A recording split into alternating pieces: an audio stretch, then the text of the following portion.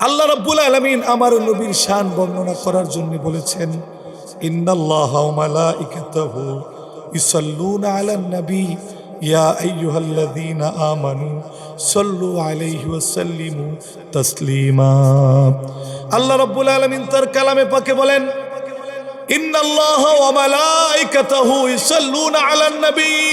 ও জগৎবাসী শুনে রেখো, আমি আল্লাহ তাআলা এবং আমি যত ফেরেশতা সৃষ্টি করেছি, কিছু কিছু ফেরেশতা এমন সৃষ্টি করেছি তারা আমার আরশে আজিমে আমার আরশ ধরে দাঁড়িয়ে রয়েছে। কিয়ামত পর্যন্ত তারা আমার আরশ ধরে দাঁড়িয়ে থাকবে, আল্লাহ পাকের গুণকীর্তন করবে। যে সমস্ত ফেরেশতাকে আমি সাজদারত অবস্থায় সৃষ্টি করেছি, তারা সাজদারত অবস্থায় থেকে কিয়ামত পর্যন্ত আমি আল্লাহ তাআলার গুণ কীর্তন করবে। যে সমস্ত ফেরেশতার দাঁড়িয়ে আছে আল্লাহ রাব্বুল আলামিনের গুণকীর্তন করতেছে, কিয়ামত পর্যন্ত দাঁড়িয়ে থাকবে। এই সমস্ত ফেরেশতাগণ তোমার নবীর উপর দরুদ এবং সালাম পেশ করে। সুবহানাল্লাহ। দুরুদ বলা হয় দরদের বহু বচন। ব্যাখ্যা বুঝেন, আমরা তো দুরুদ শরীফ বলি, এটা দরদের বহু বচন। দরদ হইল ভালোবাসা। আর যে ব্যক্তি নবীর উপর ভালোবাসা দেখায়, নবীর উপর যারা সালাত পেশ করে, নবীর উপর যারা দুরুদ শরীফ পাঠ করে, আল্লাহ তাআলা আল্লাহর রাসূল তাদেরকে সুসংবাদ দিবেন, মান সাল্লা আলাইয়া ওয়াহিদাতান, যে ব্যক্তি একবার আমি নবীর উপর দুরুদ এবং সালাম পেশ করে সাল্লাল্লাহু আলাইহি আশরা মাররা, আল্লাহ রাব্বুল আলামিন তার উপর 10টা রহমত নাজিল করেন। যে একবার যদি আমার নবীর উপর যদি একবার দুরুদ শরীফ পড়ে, আল্লাহর রাসূল এবং আল্লাহ তাআলা বলেন আমি আল্লাহ তাআলা তার উপর 10টা রহমত নাজিল করেছি। শুধু তাই নয়, আল্লাহ তাআলা বলেছেন, ইন্না লিল্লাহি মালাইকাতুন সাইয়াহিনা ফিল আরদ, আমি জমিনের ভিতরে কিছু ফেরেশতা নিযুক্ত করে দিছি।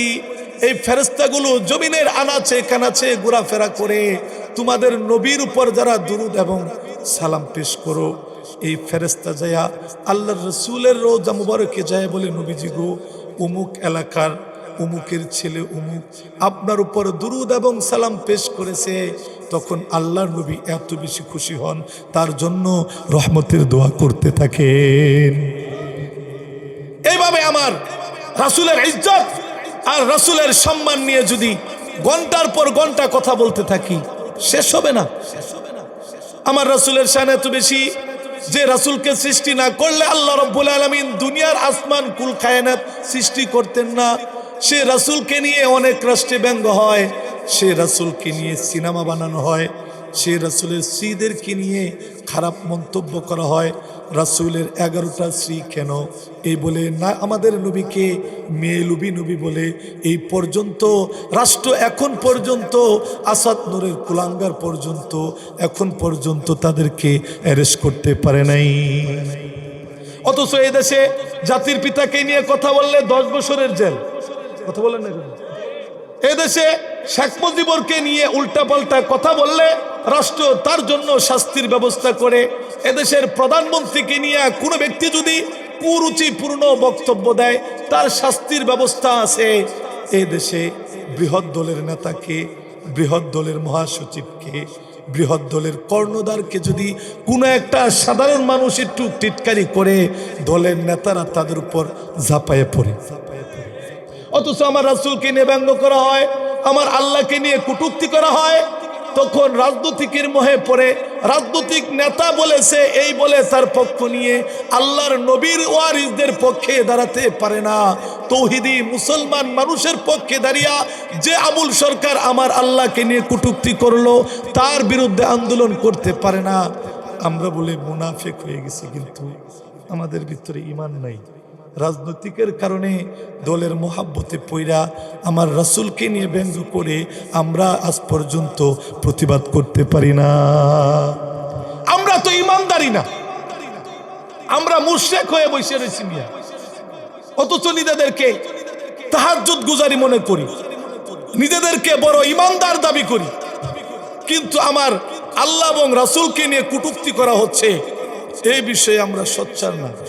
অথচ আল্লাহ রাব্বুল আলামিন বলেছেন, কুল ইন কানা আবাউকুম ওয়া আবনাউকুম ওয়া ইখওয়ানুকুম, وأزواجكم وعشيرتكم وأموال افترضتموها وتجارة تخشون كسادها ومساكن ترضونها أحب إليكم من الله ورسوله وجهاد في سبيله فتربصوا حتى يأتي الله بأمره আল্লাহ রাব্বুল আলামিন বলেন, যদি তোমার পিতা, যদি তোমার ভাই, যদি তোমার দল, যদি তোমার গোষ্ঠী, যদি তোমার প্রতিবেশী, যদি তোমার অট্টালিকা, তোমার ধন সম্পদের চাইতে যদি আল্লাহ এবং রাসূলের প্রতি তোমার মোহাব্বত এবং ভালোবাসা যদি বেশি না হয়, তাহলে মনে রেখো ফাতারাব্বাসু হাত্তা ইয়াতি আল্লাহু বিআমরিহি, তাহলে মনে রাখবা আল্লাহ তাআলার পক্ষ থেকে গজব আসা পর্যন্ত অপেক্ষা করতে থাকো। জমিনের ভিতরে যখন আল্লাহ এবং তার রাসূলকে নিয়ে কটূক্তি হবে, জমিন নড়াচড়া করবে। সুবহানাল্লাহ। যে জমিনের ভিতরে আল্লাহ এবং রাসূলকে নিয়ে কটূক্তি করা হবে, যে জমিনের ভিতরে কোরআনের আইনের বিরোধিতা করা হবে, সে জমিনকে যে আল্লাহ রাব্বুল আলামিন পাহাড় দিয়া পেরেক মেরে দিয়েছেন, পাহাড় বলে, ও জমিন, এখন তো আমার রাসূলকে নিয়ে ব্যঙ্গ করা হচ্ছে, আমার আল্লাহকে নিয়ে ব্যঙ্গ করা হচ্ছে, আমি কিন্তু পাহাড় সরে যাব। পাহাড় একটু ডিল মারে, জমিন নড়াচড়া করে, মাত্র 3 সেকেন্ড জমিন নড়াচড়া করেছিল, বাংলাদেশের বিল্ডিংগুলো পইরা প্রায় 100 মানুষ দুনিয়া ত্যাগ করে চলে গেছে। এমনটাই আমরা বিগত দেখেছি, যখন বৃষ্টির প্রয়োজন ছিল বৃষ্টি হয় নাই, যখন আল্লাহ পাকের রহমতের বৃষ্টি আসার দরকার ছিল তখন বৃষ্টি হয় নাই। এমন অবস্থায় 70টা বছর পার করেছি, আলেমদেরকে মিথ্যা মামলা দিয়া বছরের পর বছর জেলখানায় আবদ্ধ করে রাখা হয়েছিল। আলেমরা জেলখানায় পড়ে আল্লাহর কাছে দোয়া করেছিল, আল্লাহ, যে দেশের মানুষ আলেমদেরকে কষ্ট দিচ্ছে, যে দেশের মানুষকে নির্বিঘ্নে গুলি করে হত্যা করা হচ্ছে, যে জমিনের ভিতরে আহলে হক উলামায়ে কেরামকে নির্যাতন করা হচ্ছে, চোখের পানি জেলখানায় আমরা ফেলাইছি। শাপলা চত্বরে আমাদের সন্তানদের উপর গুলি করছে দেখছি। শাপলা চত্বরের কিয়ামতের ময়দানের অবস্থা হয়েছিল, দিক বিদিন থেকে আমরা ছুটাছুটি করেছি। রেলের এই যে চিহ্ন দেখেন, পায়ে চিহ্ন দেখেন, এইভাবে আমাদের আলেমদেরকে যারা নির্যাতন করেছে, হত্যা করেছে, এখন পর্যন্ত শাপলা চত্বরের সেই রাতের কথা যখন মনে হয়, যখন সেই শয়তানগুলোকে জমিনের ভিতরে দেখি, শরীর ঠিক থাকে না, ঠিক কিনা বলেন? এই শয়তান ঘরে যখন দেখি তখন আমার ওই শাপলা চত্বরের কথা মনে হয়। এই শয়তান ঘরে যখন দেখি আমার আলেমদেরকে ফাঁসির কাস্টে ঝুলাইছে, ঠিক কিনা বলেন? আলেমদেরকে ফাঁসির কাস্টে ঝুলাইয়া মিথ্যা মামলা দিয়ে আমার আলেমদেরকে নির্যাতন হত্যা করেছে। এই সমস্ত জুলুম এবং নির্যাতন আমাদের দেশে হয়েছে কি হয়েছে না? কথা বলেন, হয়েছে কি? আর কবে বুঝবো? আর ইমানের প্রতি, ইসলামের প্রতি ভালোবাসা তো আমাদের নাই। নবীর শান নিয়ে বলতেছিলাম, আমার নবীকে নিয়ে যদি কটাক্ষ করে, আমার আল্লাহকে নিয়ে যদি ব্যঙ্গ করে, আর এটা যদি প্রতিবাদ যদি না করি, যদি তাদের সমর্থন করি, আমি ফতোয়া দিয়া দিলাম তারা বেঈমান হয়ে গেছে, তারা বেঈমান হয়ে গেছে। এটা কেন বেঈমান হয়েছে? আল্লাহ তো আমাদের সকলে, আপনি যেই দলই করেন, নবী করিম সাল্লাল্লাহু আলাইহি সাল্লাম আমাদের নবী এবং আল্লাহ রাব্বুল আলামিন আমাদের প্রভু। এটা যে কোনো দলের লোক হতে পারে না, যে কোনো দল করতে পারেন, এটার সাথে কোনো কম্প্রোমাইজ চলে না। আজকে বাংলাদেশে দেখি বাউলের পক্ষ নিল, এর আগেও দেখেছি আলেমদেরকে নির্যাতন করেছে, বলেছে আলেমরা বেশি বুঝে।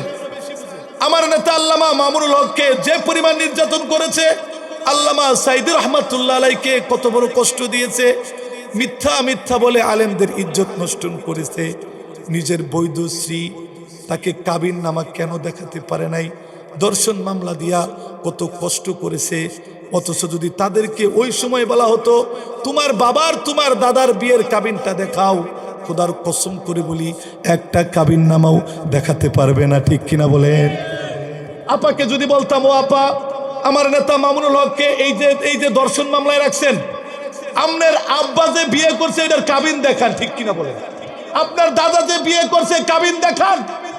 কাবিন তো কোনো বিষয় নয়, দেনমোহর হইল আসল। রাষ্ট্রীয় নিয়মে কাবিন একটা সার্টিফিকেট মাত্র। এই দেশে তো এখনো বাল্য বিবাহ পলায় পলায় হয় কি না?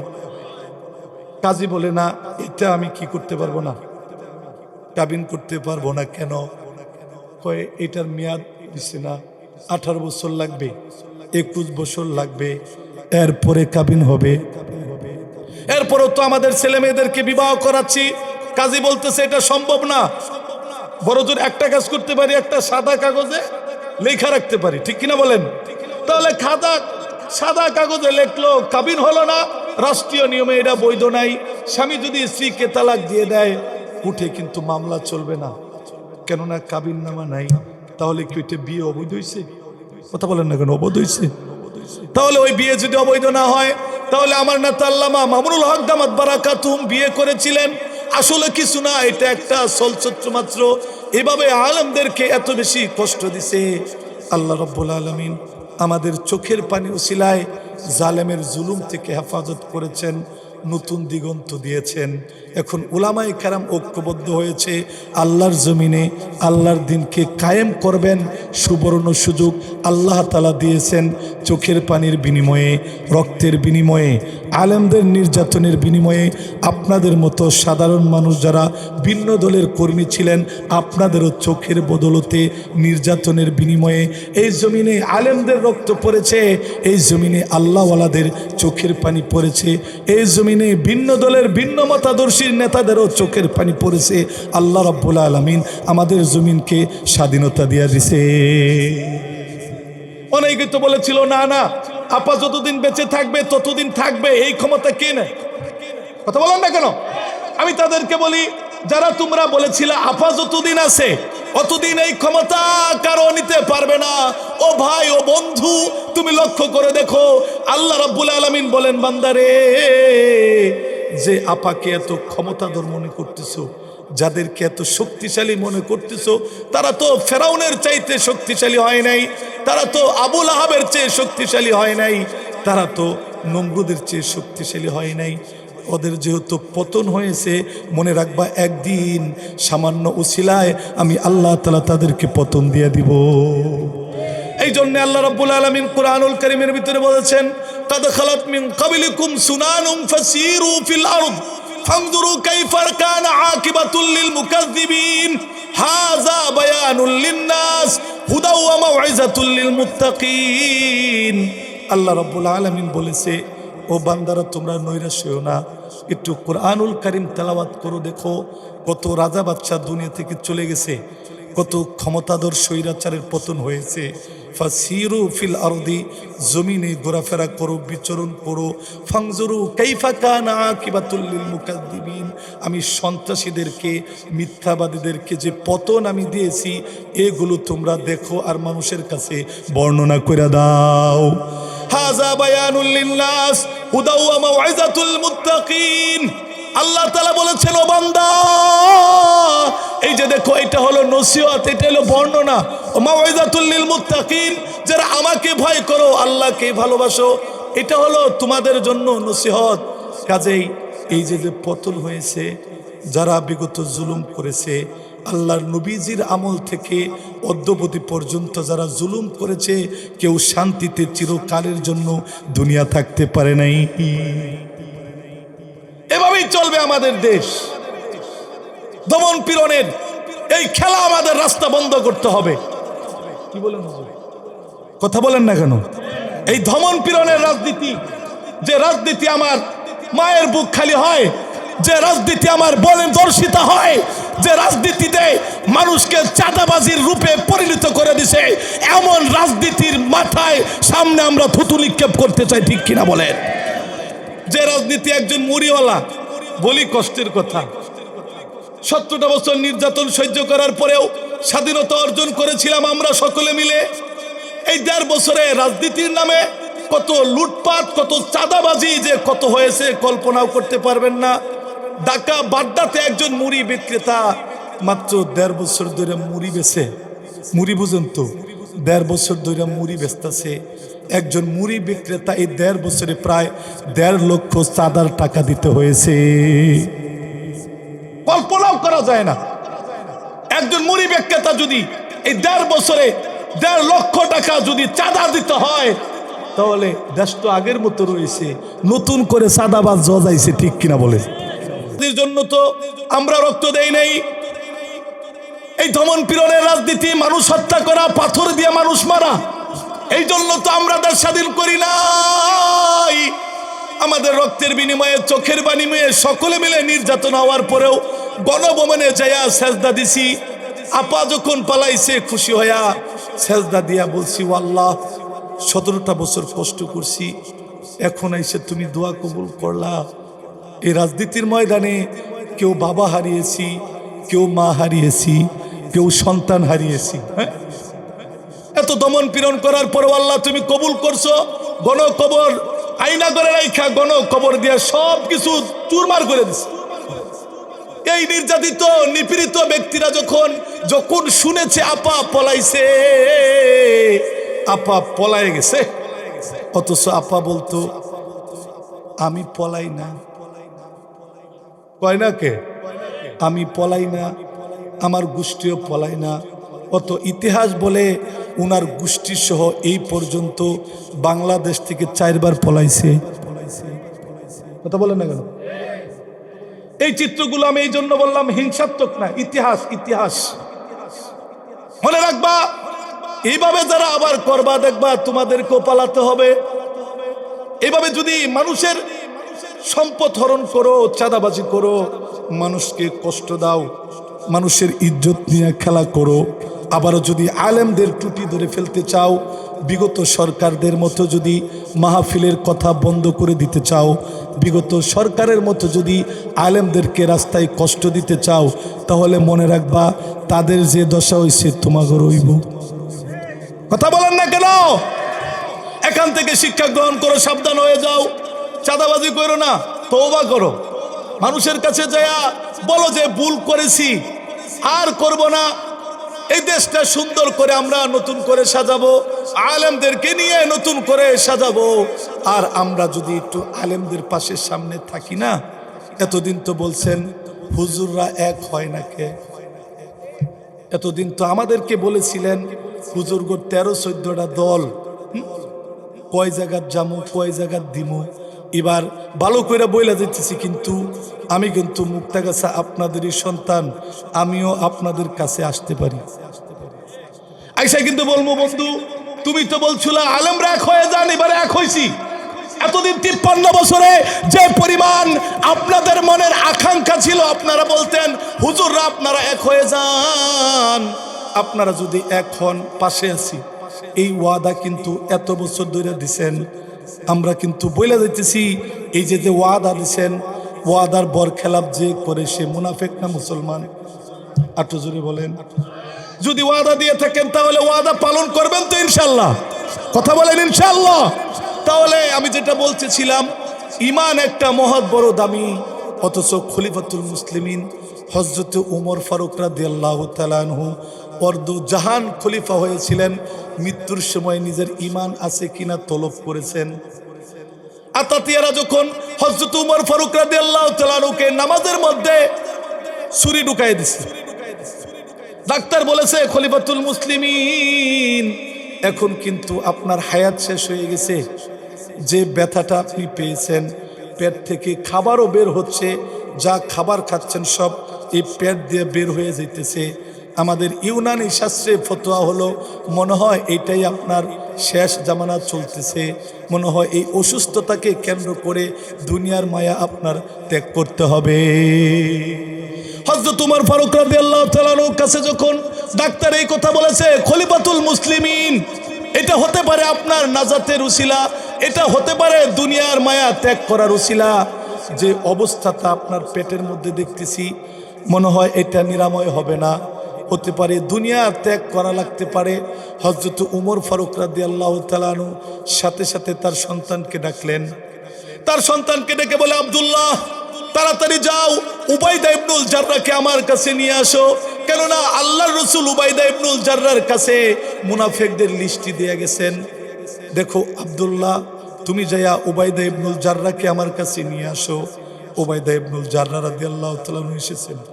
হযরত উমর বলে, ও বন্ধু দেখো তো আমার নামটা মুনাফিকের লিস্টিতে আছে কিনা। উবাইদা ইবনুল জাররাহ চোখের পানি ছাড়াই বলে, খলিফাতুল মুসলিমিন, আপনি হইলেন অর্ধ জাহানের খলিফা। আল্লাহর রসুল আপনার বিষয়ে বলেছেন, যদি আমার পরে নবীর সিলসিলা থাকতো, আমার পরে যদি কেউ নবী হতো ওমর, তাহলে তুমি নবী হতা। আপনার মতো ব্যক্তি মুনাফেকের খাতায় থাকবে, আপনি কি কইরা ভাবেন? এরপরও খলিফাতুল মুসলিমিন উমর বলে, বন্ধু, আমার মন চায়, আমার অন্তিম সময় আমার জানতে ইচ্ছা করে আমার নামটা কি মুনাফেকের খাতায় আছে, একটু বলবানি? উবাইদা ইবনুল জাররাহ চোখের পানি ফেলায় বলে, বন্ধু, আমি দেখেছি আপনার নাম এই লিস্টের মধ্যে নাই। সুবহানাল্লাহ, আপনার নামটা এইটার লিস্টের মধ্যে নাই। খলিফাতুল মুসলিমিন হযরত উমর ফারুক চোখের পানি ছাড়াই বলেন, আল্লাহ, আমার একটা পথ ক্লিয়ার হয়েছে। কেননা পরকালে যে ব্যক্তির ভিতরে ঈমান খুঁজে পাওয়া যাবে না, যে বেঈমান হইয়া মৃত্যুবরণ করবে, মুনাফিক হইয়া মৃত্যুবরণ করবে, যে মুশরিক হইয়া মৃত্যুবরণ করবে, কাল কিয়ামতের ময়দানে সে কখনো জান্নাতে যাইতে পারবে না। ও আল্লাহ, আমার একটা কাজ হয়ে গেছে, আমি নিশ্চিন্ত হয়ে গেলাম। নবীজি, আপনি আমার নামটা মুনাফিকের খাতায় লেখেন নাই। আল্লাহু আকবার বলেন। আল্লাহ, আমি শিওর হয়ে গেলাম। আল্লাহ, ফালা নুকিমু লাহুম ইয়াউমাল কিয়ামাতি ওয়াজনা, কাল কিয়ামতের ময়দানে যে সমস্ত ব্যক্তিদের ঈমানের খাতায় ঈমান না পাওয়া যাবে, আল্লাহ তাআলা তাদের আমলনামা দাড়ি পাল্লাই তুলবেন না। নাউজুবিল্লাহ।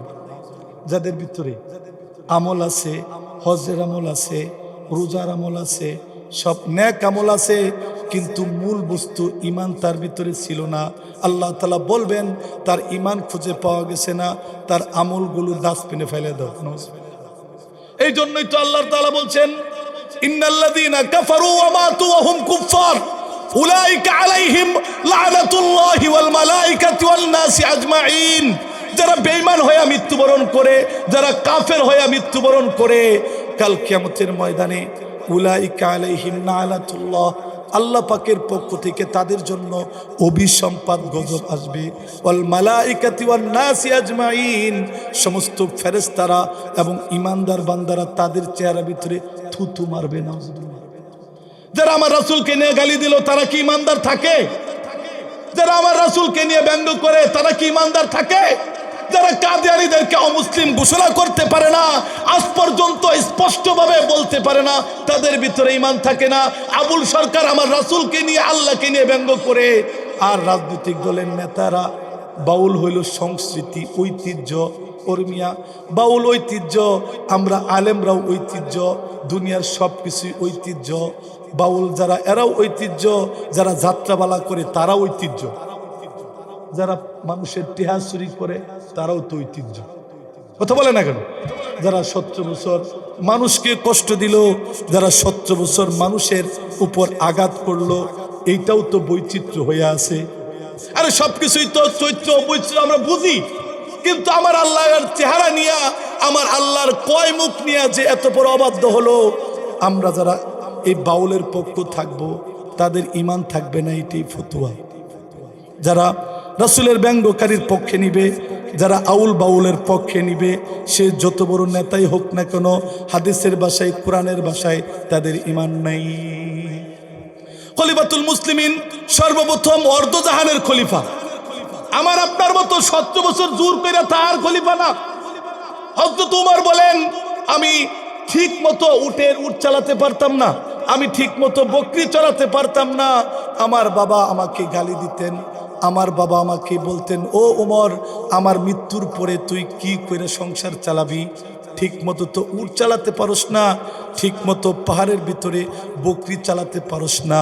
খালি পেটে উট আর বকরি বাড়িতে আসে, তাদের স্তন থেকে দুধ পাওয়া যায় না, শুকায় যায়। খলিফাতুল মুসলিমিন হযরত উমর বলেন, এই যে আমি অপরিপক্ক ছিলাম, ঠিক মতো বকরি চড়াইতে পারতাম না, কিন্তু কুরআনুল কারীমের আদর্শ গ্রহণ করার কারণে, আল্লাহর রসুলের একজন বিশিষ্ট সাহাবী হওয়ার কারণে, আল্লাহর রসুলের সুহবতে থাকার কারণে আল্লাহ রাব্বুল আলামিন আমাকে অর্ধজাহানের খলিফা বানায় দিয়েছেন। কাজে এখান থেকে আপনারা বলেন, যারা বলে হুজুরা কি দেশ চালাতে পারবে, আমি তাদেরকে বলি, হুজুরা যদি জাত চালাতে না পারে, তাহলে খলিফাতুল মুসলিমিন কি করে অর্ধজাহানের খলিফা হইলেন? আমি আপনাদেরকে বলি, একটু নাম ভেঙেই বলি, এই পর্যন্ত যারা দেশ চালিয়েছেন, সব নামই বলতেছি, মাইন্ড করবেন না। এই পর্যন্ত যারা দেশ চালিয়েছেন, আমাদের দেশের স্থপতি, জাতির পিতা আমরা যারা বলি, সে কি ব্যারিস্টার ছিল, ইঞ্জিনিয়ার ছিল, সে কিভাবে দেশ চালাতে পারলো? আমাদের রাষ্ট্রপতি যাদেরকে বলেন স্বাধীনতার ঘোষক জিয়াউর রহমান, উনি কি ইঞ্জিনিয়ার ছিল, ব্যারিস্টার, ডাক্তার? তো উনি যদি দেশ চালাতে পারেন, বিগত আমাদের আপা যে আপার জন্য সুন্দর করে আমরা রাজি হয়ে আছি, আইলেই হবো ইনশাল্লাহ, ঠিক কিনা বলেন? আইলেই হবো।